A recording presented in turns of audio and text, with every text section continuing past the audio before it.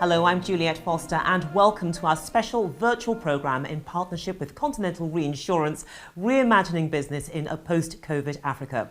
We'll be covering many topics, including a new home for Continental Re, the result of an independent corporate brand survey, and a big announcement from Continental's Group Managing Director, Dr. Femi Oyetunji. So stay tuned for all that and more. We'll be looking back at 2020 to find out what made it such a challenging year for everyone and how the insurance industry reacted to the crippling global pandemic, both in Africa and beyond. We'll discuss the role insurance and reinsurance has to play as the global economy emerges from the shadow of COVID-19, how companies like Continental Re are preparing for the future, and the challenges and business opportunities that are available in 2021. And we'll also see how Continental Re's 35 years of experience and extensive networks across Africa makes them ideally positioned to deliver value in the post-COVID recovery of African nations and the business landscape that faces the industry in the years ahead. Well, to discuss all of this and much more besides, I'm delighted to say that I am joined by a panel of respected industry guests. Let's meet them. First up, Dr. Femi Oyetunji, who's the Group Managing Director of Continental Reinsurance. Welcome. We also have with us Tavio Roxo, who's the CEO and co-founder of Owls Software South Africa. Welcome to you, sir. Patty Korohoe Martin, who's the Managing Director, Namib Re and OSI Board Chair. Welcome. And Shola Tinubu, who's the Managing Director, SCIB Insurance Brokers, Nigeria. Good to see you. And finally, Liz Booth, the Managing Editor, Africa Ahead, the Sustainability Challenge. Thank you to all of you for joining us today. Now, we'll be talking to the panel in a few moments, but first let's start with some great news. Continental Re has something to celebrate in the real world. Its brand new headquarters in Lagos is now open for business, and we were lucky enough to be given a behind-the-scenes tour ahead of the official opening. So come with us and take a look at what's inside.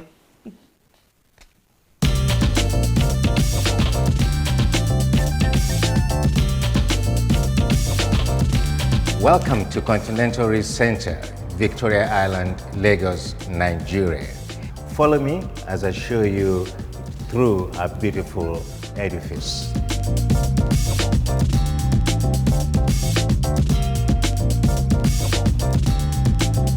Continental Re was founded in 1985. We've come of age, and I believe it is time for us to move into our own building so that our people can work from a lovely environment. Please come in and meet Mr. Lawrence Nazari, our Group Executive Director in charge of operations. Hi, Lawrence. How are you enjoying work in this new building? Oh, this is absolutely amazing. Great ambience, incredible views of Atlantic. I really love my work. And with this new workspace, you tap dancing to the office every morning. Oh, this is my office. And as you can see, I have such a lovely view here out there. It's a place where, for me, I can sit down and think. The office complex has been designed to enable its positive impact on the natural environment. And this goes from the high thermal performance of the curtain wall, glazing system, resulting in reduced power consumption for cooling, the fresh air ducting for improved air quality and ventilation, rainwater harvesting for effective building maintenance.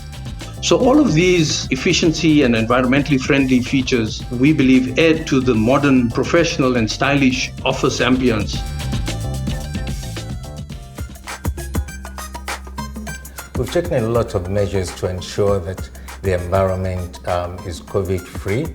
We ensure that people wash their hands frequently. We ensure social distancing. And if anybody has any form of symptom, the first thing is that person stays at home. How are we doing with our COVID protocol?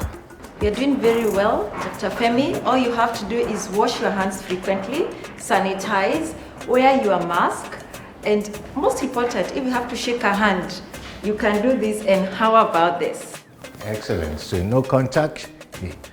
And Yomi, what do you think of this building? I think it's a great space. I mean, all the teams have settled in really well. And I think for all of us here at Continental Re, they're exciting times ahead. Really exciting. We've come from a long way, but I know that this is just the beginning for a great future for Continental Insurance PLC.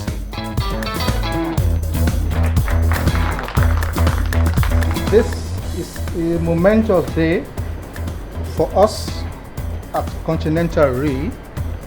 As we open our new building, I commend and salute the diligence of all the past and present employees at all levels.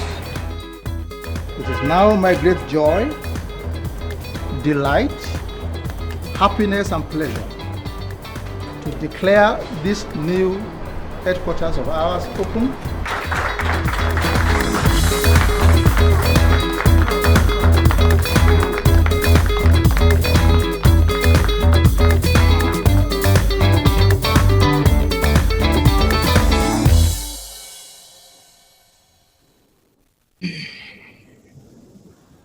Okay, so let's begin our discussion by congratulating everybody involved in the opening of the new headquarters. Very impressive.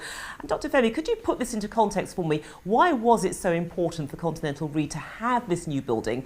And more to the point, how is the team managing to settle into its new home? Well, after 35 years of being in existence, we believe that it was time we moved into our own building. But more importantly, in the year 2020, we did capital restructuring into Mauritius. And since that time, I cannot tell you the number of times that I've been asked the question, is Continental Re moving out of Nigeria? I think this beautiful edifice is the most eloquent response to that question. We are committed to the Nigerian economy. We're committed to the Nigeria insurance and reinsurance industry. We may be passionately Pan-African, but our roots are deeply in Nigeria. Okay, Dr. Femi, thank you so much for that. Now, Liz Booth, can I turn to you? It's good to see you, by the way, because look, you are an expert in this industry. I want to ask you a very quick question that I'm going to stand back so that you can then take over and lead our esteemed panel through an extended roundtable discussion. But look, can I ask you, does this building reinforce Continental's position at the forefront of Africa's reinsurance industry? What's your take on this? Absolutely, that's my take. Continental Re has developed a really strong name across Africa in the last few years, and I think the new building represents that success. I'd like to take the camera off me and turn to the rest of the panel as quickly as possible, because we do have a lot to talk about. The new building has opened at a really interesting time, not just for Continental Re, but for the reinsurance sector across Africa generally. And it's all been happening in this COVID environment. So I'd like to ask Shola first, if I may. Are employees returning to work in Lagos now? Well, in the informal sector, they really are out there trying to get back to work and do the best they can to earn a living in the COVID economy. In the formal sector, where you then have a lot more companies like ours doing their best to get back to work, but also having the capacity to be able to work remotely. You're seeing a lot more of a mix, working from home and a few people working from the office. For my company, we did try a few months ago to get people back to work, and then when we got the second wave of the COVID, then we had an outbreak in the office, and we then all had to just scupper back, home. But we've been working quite well that way. Thank you very much, Shola. I'm sorry to hear about your outbreak, and hopefully nobody was too seriously ill.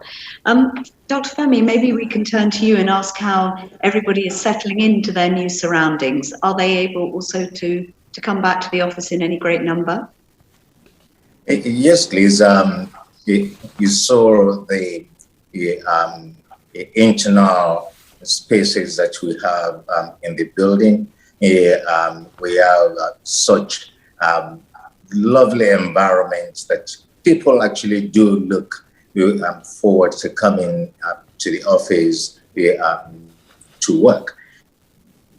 We've created so much space so that some of the things that we need in terms of appropriate COVID protocol are manageable. There's so much space that we can have the social distancing, be that as it may. We don't have everybody coming in to work fully every day. So it's a combination of work from home and working from the office. But what is important to us is that when people come to the office, they are safe, they are happy, and they're motivated to work. Thank you, Dr. Femi. Patty, what's the situation in Southern Africa? Are you able to get back to work in any normal sense as yet? Thank you, Liz. The pandemic definitely has resulted in economic crisis, which is hitting the insurance industry in Southern Africa quite hard. The pandemic has also led to the deterioration of macroeconomic conditions, which are likely to remain for the next few years. So the current economic recession is expected to have a long and deeper impact on our African economies. So for the insurance sector industry, the impact has been felt on the top line as customers are cancelling policies or are failing to renew them. So definitely we need obviously to adjust our operations to the remote working setups. And the insurance sector also suffered quite heavily in terms of investment income due to low interest rates. Now, a study recently conducted by OSI together with Stanford and FSD has resulted that the impact of COVID has shown that almost 80% of companies interviewed had to invest in internet connectivity for all the staff members, and they had to look into digitizing many components of the business. So yes, from on the African continent, we are mostly have returned to work. Most of us have implemented hybrid models where some staff are at home and some are back at the office. So, and then obviously there's South Africa is also very hard hit, but it's currently, I think it's improving. Namibia also the same. So it's getting better. Yeah. It'll be great when we actually get to see each other in a normal fashion, won't it? But I know that there will be some people who will prefer to work from home for some time to come. Tavio, perhaps I can turn to you and introduce you and ask, is technology going to enable this hybrid model, and will people be able to carry on working at home? Hi, Liz. Thank you. I think to a large extent it already has. Many people are already working from home. As you know, technology evolves. It moves from being quite complex, and as it evolves, it becomes simpler. When technology is simpler, it's more readily adopted by people. And then that, coupled with what has happened with the COVID pandemic, forcing people to work from home and to isolate, they've essentially had to utilize the technology at their disposal. I think the more pertinent question might be, can companies evolve to be able to drive the same productivity levels, in fact, increase their productivity levels in a world where they're relying on technology and people working from home? And my answer to that is a resounding yes, because with technology, you are able to measure outputs and deliverables and data points, which you otherwise wouldn't measure if you are working from an office. Thank you very much, Tavio. It's sort of good news to come out of it then. There is always a silver lining, isn't there? Patty, another question that I know has been sort of tasking people around the world, not just across Africa, but we're always striving for a better gender balance, aren't we? And I know this is something that you're passionately keen to do. Do you think that the pandemic has changed the working dynamic? And do you see it as an improved opportunity for women? Once again, thank you, Liz, for that very important question. Yes, social scientists have long recognized that the lack of access to flexible work arrangements is a major contributor to gender inequity. And prior to COVID-19, working from home or remote working was a privilege not afforded to many. However, with COVID-19, the pandemic, this has become the norm. However, what we have seen though is that from home arrangements due to the COVID-19, it actually posed some challenges for the gender balance and gender equity. Studies has revealed that the working from home arrangements have actually reversed the gains made on gender equality. This is because the burden of care is still the domain of women, with only a few good men stepping in to help. So if a woman stay at home, she would have to work a triple shift and with a deliberate aim to be visible. So that's quite a big challenge that has come in. Absolutely. In fact, that sounds like a huge challenge, and that also sounds like an opportunity for the girl group within OESI to be working that much harder to try and redress some of those issues.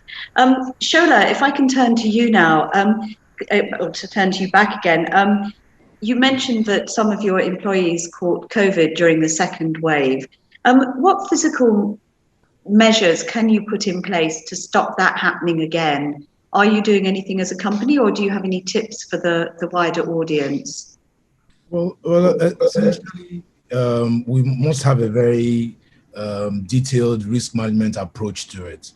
That means you must ensure that you have full circle in terms of your security. So starting from security, in terms of the employees on the premises, we must make sure that, you know, everybody is compliant with all the health advice requirements, which would be the physical distancing, washing hands, in addition to washing hands, using sanitizers as a second layer, and we're ensuring that you wear masks, and we do wear masks even on premises and things like that. So that is how detailed this can be.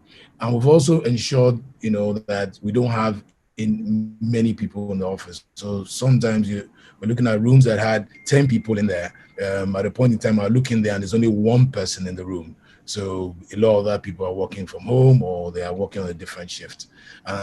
Those are the kind of things. They may not be things that we can sustain for forever, but at this point in time, I think these are things that we need to be able to do. So it is about trying to ensure that you can work from home, because the business must run. If the business doesn't run, then that doesn't help anyone. So it's about getting, you know, technology to help. What I've also said is that, you know, people talk about the new normal, but don't actually realize that the new normal is not just a set of standards and provisions and technology and the rest. It's more of what everybody does with it. And you're going to see all sorts of mixes, and every company is going to have a different way of engaging. A little more on one side, but a lot more on the other. So I think I just think that everybody has to be very careful, be your brother's keeper. Found out that the influence and the wasn't happening in the office, because the office is just a place. Everybody goes back home, and then how do they behave at home? How do they behave, you know, on the weekends? One of the things we did is that we cut up public transport. The only people allowed to come to the office is if you have a private car and you can drive yourself on. And that obviously limited us significantly. But it sort of helped so that you don't get the public exposure that public transport also does bring to the table. Thank you very much, Shola. Funny enough, our Queen actually mentioned this morning, she was on the news saying that everybody has to take responsibility and think not just of themselves, but of other people too. Tavio, if I can turn back to you now and ask, Shola has mentioned the insurance industry in a bit of depth, as Patty and Femi have alluded to. Is the insurance industry adapting to technology post-pandemic? Hi, Liz. Yes, I think that they had no choice. They had to. But one of the unique features of insurance versus any other sector, perhaps, is that the product which we sell is an intangible project that lends itself really well to be sold through digital means and to be managed and utilized in a form where you don't have to physically be in front of the person. So, yes. Thank you. Well, now we're talking about insurance, Femi. Perhaps if I can turn to you with one final question about, I mean, obviously, the use of technology in many cases, requires regulatory approval.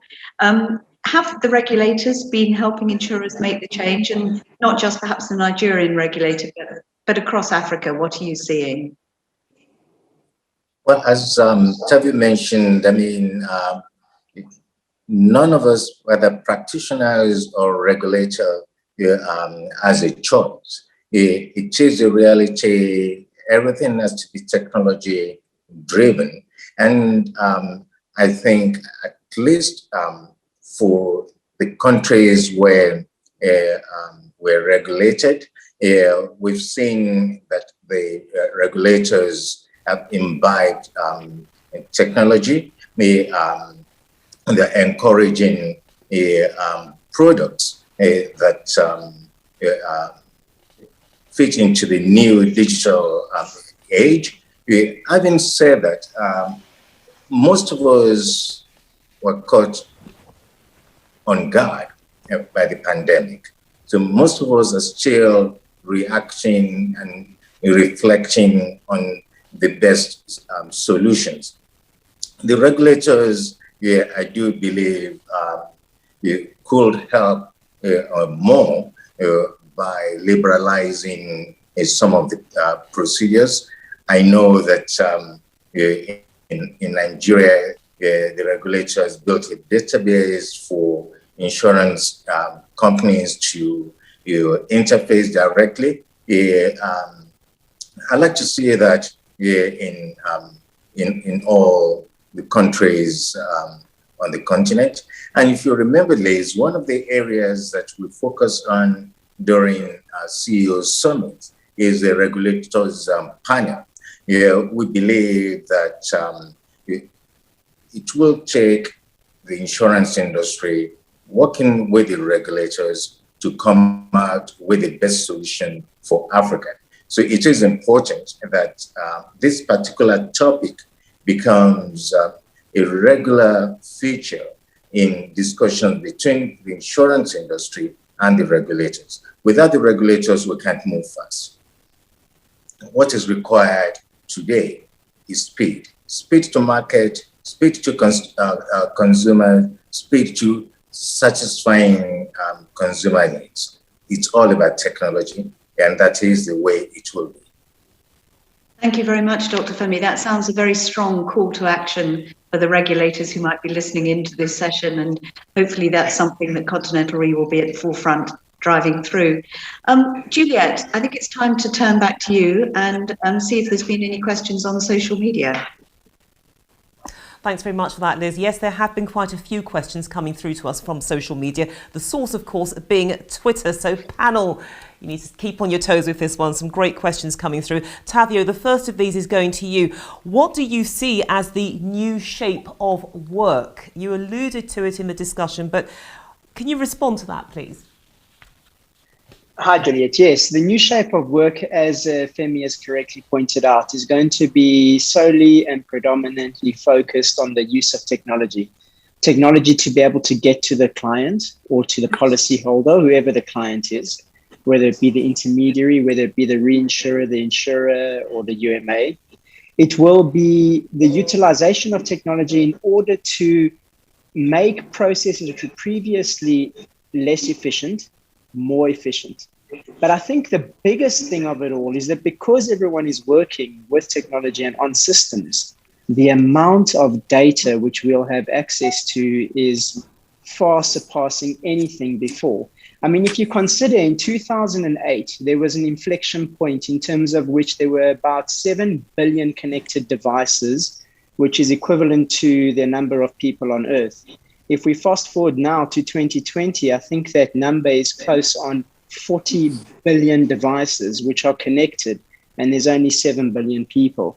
So, and that trend will continue. And with all those devices connected, we have an immeasurable number of data points. And with the strength of computing technology, I think that insurers will get really good at pricing risk.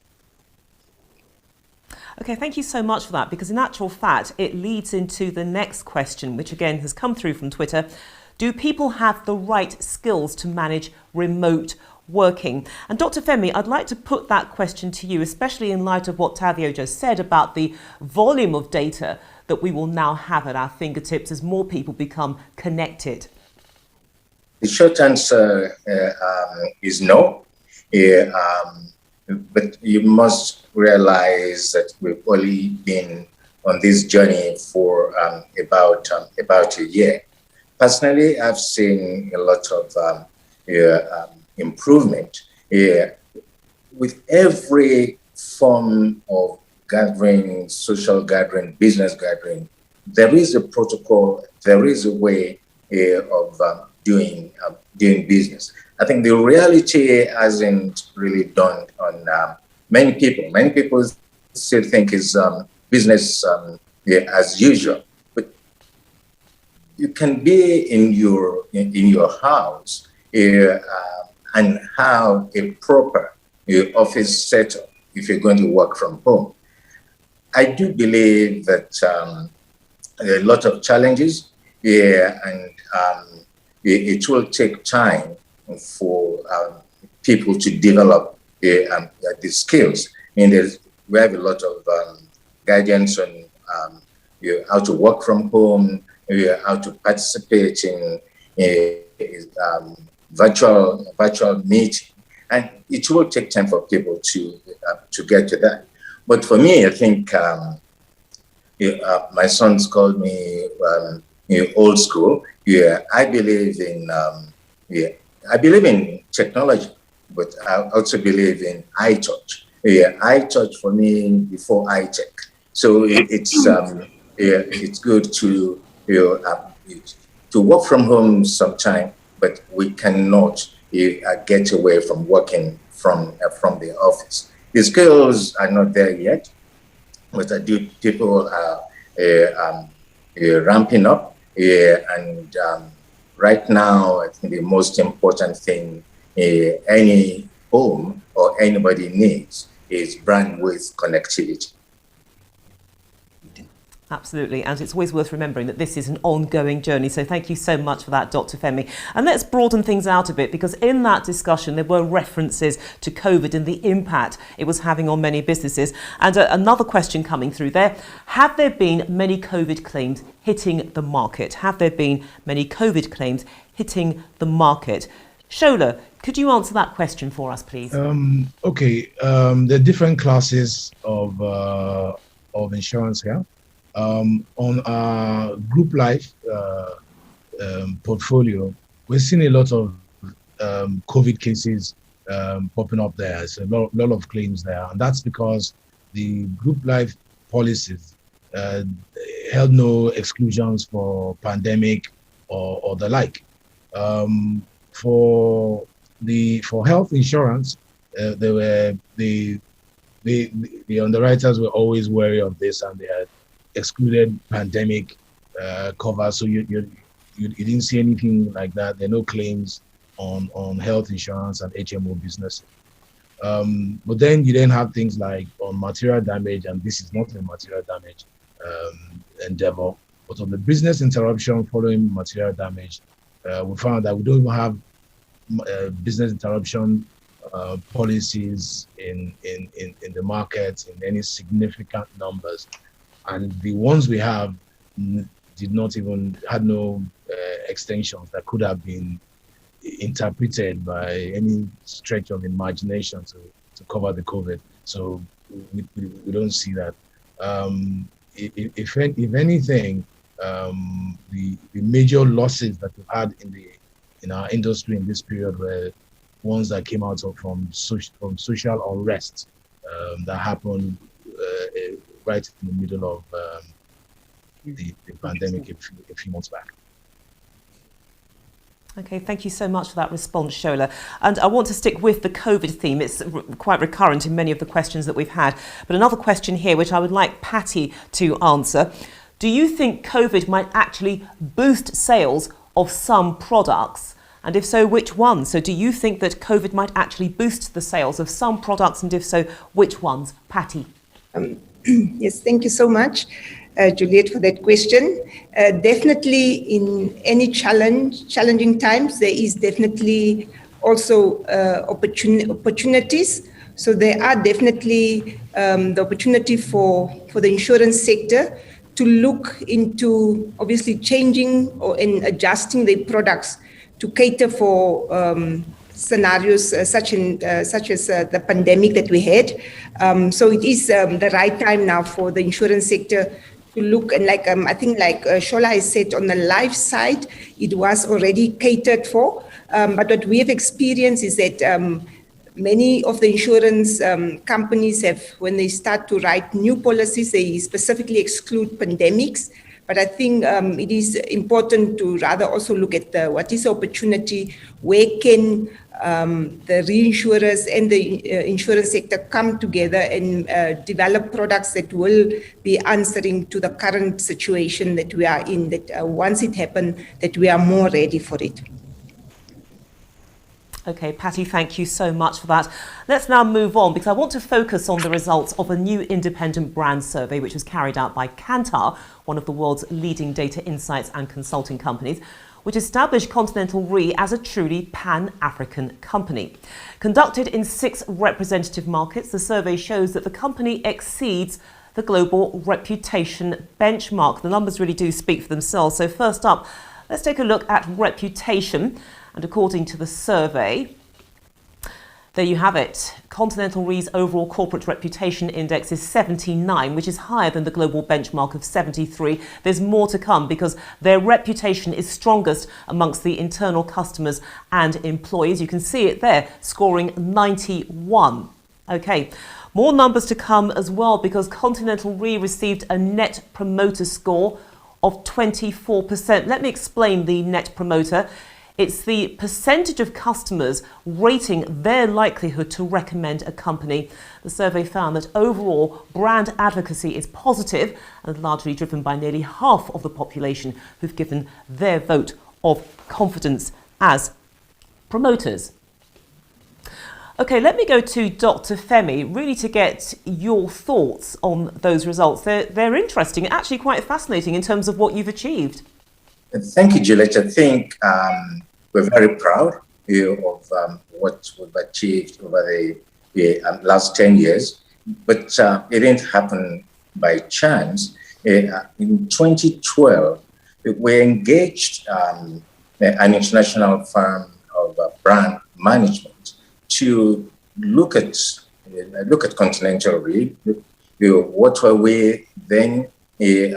What did we want to become, and also map out a strategy for getting there. So we worked that strategy. We followed it carefully because we believe that at Continental Re, our vision of becoming a premier Pan-African reinsurer has to be linked with people perceiving us as a good brand.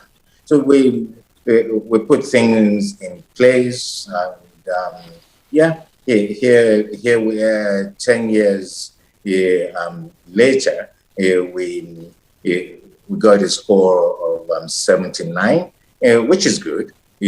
But what I've said to my colleagues is when we repeat the survey in 2022, the minimum score we will be targeting is 85. At Continental Re, we're trailblazers. We keep pushing the boundaries. Absolutely. It's the best way to stay ahead. I want to go deep into this, though, because, obviously, reputation is key for every company. So how are you able to beat the global index on the reputation score? Because it is a phenomenal achievement.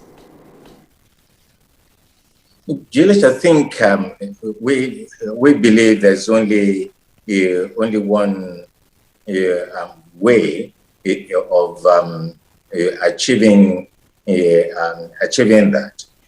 Continental Re, we only have one standard: international best practice in everything that we do. So for us to get to that point is by transforming our mind. We had a paradigm shift from being a local Nigerian or African company to what does an international, reputable reinsurance company look like. We may not have the balance sheet of the global giants, but in our psyche, we behave and we practice our business on the basis that we're a global player, and that's really is credit to my colleagues over the years. It's been a long journey, but we're seeing the results now. Absolutely. And you also did very well on the Net Promoter Score.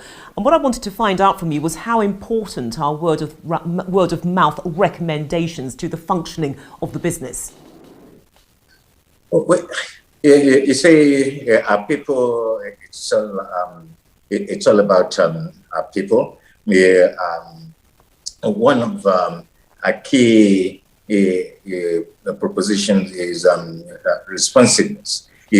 Our customers, towards our customers, really, they're king. It's not a cliche. It's an attitude. So we ensure that we go the extra mile. Because we're Africans and we're close to the market. We know what people need. So we work closely with our clients to provide bespoke solutions. And I believe with that, they've seen the value we had, and they're ready to recommend us at any time. Can I just ask you, just to close this section, they are a brilliant set of results. And what is the big message that those numbers send out to the rest of the world? Because there is a statement built into it, isn't it? Yes, the statement is Continental Re is a reputable brand. Continental Re is trustworthy. And sustainability for us is key because in 2012, I think we were the first insurance or reinsurance company outside of South Africa to sign up to the United Nations principles of sustainable insurance. So sustainability is key.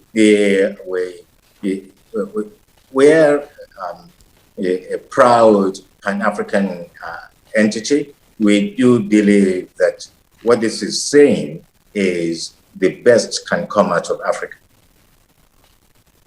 Okay, thank you so much for that, and congratulations on those positive numbers from that survey. Now, as our time is running out, I do have one final question for all of our guests, and it is a pretty broad one, and we're going to be gazing into the future. So to all of you, what are your hopes for how the post-pandemic insurance industry will develop? Very briefly, can I start first of all with you, Tavio, in response to that question? Yes, Juliette. I think that the post-pandemic world is going to be one where we can provide genuine insurance solutions to clients on demand, because we understand their need right there and then, for that hour, for that day, for that month. That will be the ultimate evolution of the use of technology combined with insurance for me. Okay, and Patty. Yes, I think my closing words would be definitely for the sector to remain relevant. It has been said quite for some time throughout the discussion that we definitely have to adjust in terms of digitization, and as well as making sure internet connectivity becomes key, because that's definitely going to align with the future of insurance, which is mobile insurance. And I think our tech expert has mentioned that. So yes, the future is definitely digital. Okay, and is that a view shared by you, Shola? Is the future definitely digital? Oh, definitely is. I see the impact in the human resource deployment factor.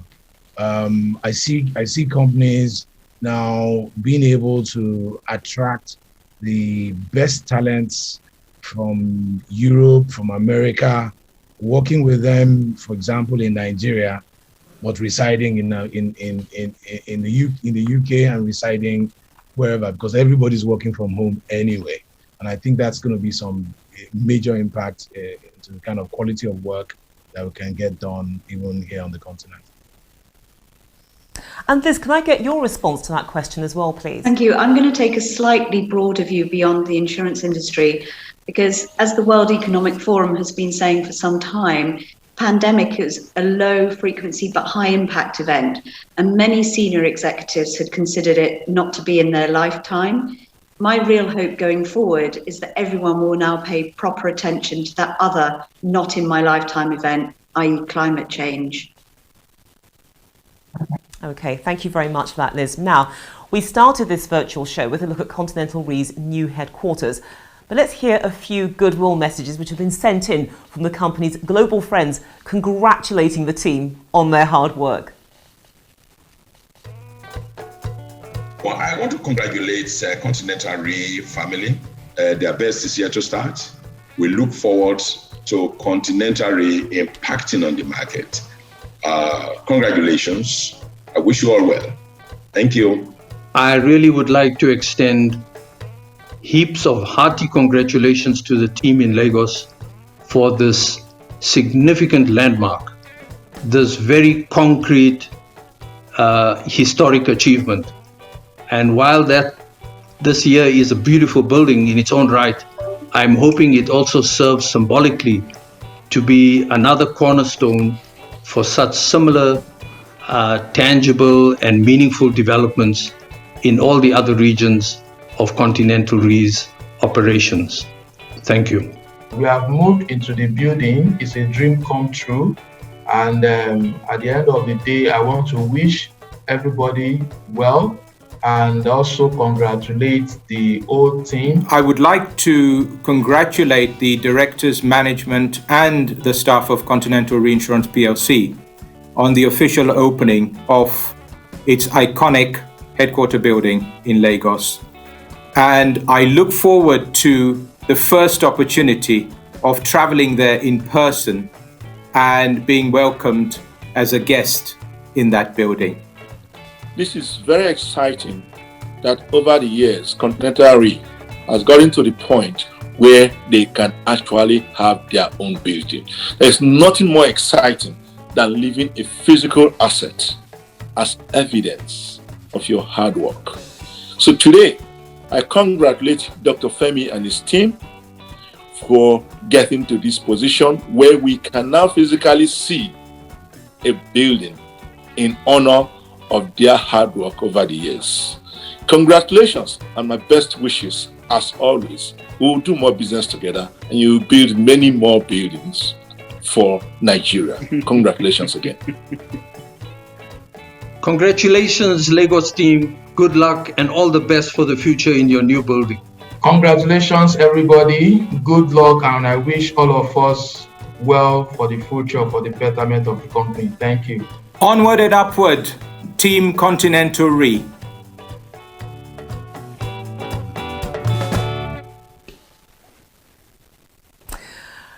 Okay, so those are just some of the goodwill messages coming in from around the world, congratulating Continental on the new headquarters. And of course, it's much deserved success. But there is one other very important bit of business that we should mention, because after 10 years of successfully running Continental Re as Group Managing Director, Dr. Femi Oyetunji will soon be passing the leadership on to the next generation as he retires from the business. Dr. Femi, why is now the right time to leave? You've just got the building. Thanks, Juliette. I think the right time to leave is now. The things that I set out to achieve, I'm fulfilled. I'm fulfilled. When I walked into Continental Re on the 3rd of January 2011, my promise to my wife was that it was for a five-year term. But I guess I enjoyed working with the best people on the continent. I loved what I was doing. So 5 years became 10 years. And I think after 10 years, one should always be at the point of being able to hand over to the next generation. It's been a wonderful journey, and as you can see, as you've seen during the discussions, I mean, we've come a long way from where we were in 2011. I will want to seize this opportunity to say a very big thank you to the best people on the continent, my colleagues that have worked closely with me over the last 10 years. Well done for all the achievements. Our business partners, I don't have enough words to express my appreciation of your support over the years. I've made close friends, good friends, including regulators, friends with regulators over the years. So the continent has been very good to me, very good to Continental Re. And as I hand over to my successor, I will request that you give him the support for him to achieve even much more than whatever we've been able to achieve in the last 10 years. I'm going to assure you that I'm not setting up as a broker, so Shola Tinubu doesn't need to be afraid of competition. I'm going to. I've been working for 40 years continuously. It's been. I've been blessed, and it's been a great run. As I keep saying to my colleagues when I mention 40 years, say no, how can it be 40? But I started everything early, and by 24, I obtained my PhD from University of Manchester. And it's been work from that time. Yes, the time is right. This is the best time, and I want to thank you all for making it possible. Thank you. It has been one hell of a journey. I think you've earned your break. But I mean, the thing is, I know that you can't yet reveal the identity of your successor, and I'm certainly not going to ask you who they are. But was it difficult making the final choice? Because the company has thrived. It's done incredibly well. There was so much talent to choose from. So how difficult was it making that final decision? As I mentioned earlier, Juliette, I think at Continental Re, everything we do is international best practice. So when I decided that I wasn't going to renew my contract with the board, we put a process in place. We engaged an international world-class agency to guide us through the process. If you do things properly, if you do things systematically, it is easy. And one of the things that I really enjoy Continental Re is the corporate governance. So we have a proper succession plan in place that the board reviews every year. So yes, we've got support. We looked at internal candidates, we looked at external candidates, but since everything is transparent, I think the outcome was easy and the best outcome that we could hope for. I predict a glorious future ahead. But look, what I want to do now is to glean the reaction and the thoughts, in fact, of the panelists, because you've been listening to this. Very, very briefly, Tavio, what's your take on this? Because Dr. Femi is a legend. He's going. I didn't know that this was happening. But I think, yeah, it will now, with the new building, I assume that it is going to set the strategy for Continental Re over the next 10 years again, with the new person at the helm. And as Femi correctly points out, there is a bunch of really bright people at Continental Re, and I'm sure they've selected an excellent candidate who is going to assist that business to grow to 10x what it is now. Wishing you well in your retirement, Femi. Except I must say one thing. If you've been working for 40 years, I think you're going to struggle not to work for the next few. Don't worry about that. Let's not go there. Patty, what's your reaction to the news? Wow, this is quite also a surprise to me. I did not know. So I want to wish Dr. Femi a great journey. I think it must be exciting, obviously, what I want to say is that it is indeed a great way to hand over to a new successor, leaving the new person in a new building. I'm sure they will carry on your legacy that you have established over the years, and I think us as your partners are looking forward to work with your new successor and to build on the legacy that you are leaving behind. We wish you well. And Shola, have you absorbed the news now? You look very calm. Yes, I am calm because I know I'm going to be right, just a few months behind him. If he's going to Acapulco, if he looks behind, he'll see me right there on the beach. so congratulations. You're not going to be able to get rid of me. I'll be right behind. I think you have done well. What you've done with the Continental Re brand is just it's something that we're all so proud of here, and to think that it's one of ours that was able to lead a team to be able to achieve this. So well done. I know that we will continue to partner with Continental Re as we've always done. We can see their trajectory. It's very good. Though you're leaving, you've given them targets for next year. They need to achieve not less than 85. so you set that tone there as well.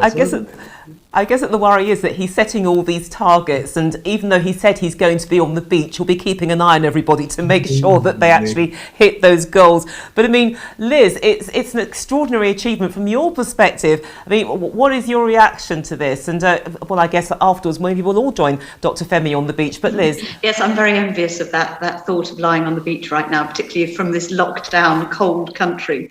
It has come as a real surprise, but it's also no surprise because Dr. Femi always did say that he wanted to build the business and leave it in an excellent condition for his successor. He's done just that. So all I would say is I just want to wish you, and from me, every best wishes for a very long and happy retirement. And enjoy those cocktails. And I really... And whilst you're at it, make a few cocktails for the rest of us. But look, many thanks to all of our guests for joining us today and what has really been an enlightening discussion. It is almost time to say goodbye. But before we go, just time to show you some more wonderful pictures from the opening of Continental Re's headquarters in Lagos and, of course, the glorious celebrations that followed. Thank you so much for watching and stay safe.